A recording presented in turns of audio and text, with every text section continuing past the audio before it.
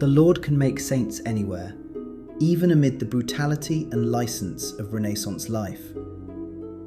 Florence was the mother of piety for Aloysius Gonzaga, despite his exposure to a society of fraud, dagger, poison, and lust. As a son of a princely family, he grew up in royal courts and army camps.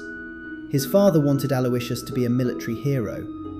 At age 7, Aloysius experienced a profound spiritual quickening. His prayers included the Office of Mary, the Psalms, and other devotions. At age 9, he came from his hometown of Castiglione to Florence to be educated. By age 11, he was teaching catechism to poor children, fasting 3 days a week, and practicing great austerities.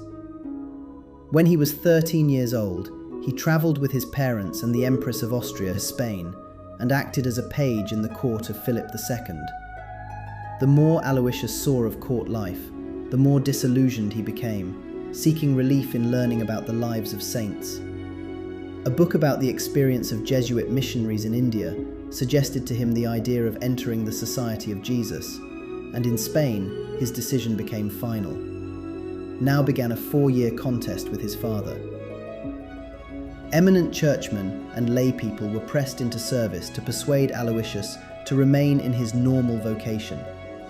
Finally, he prevailed, was allowed to renounce his right to succession, and was received into the Jesuit novitiate.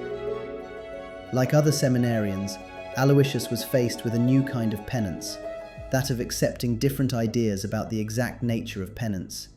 He was obliged to eat more and to take recreation with the other students. He was forbidden to pray except at stated times. He spent 4 years in the study of philosophy and had St. Robert Bellarmine as his spiritual advisor.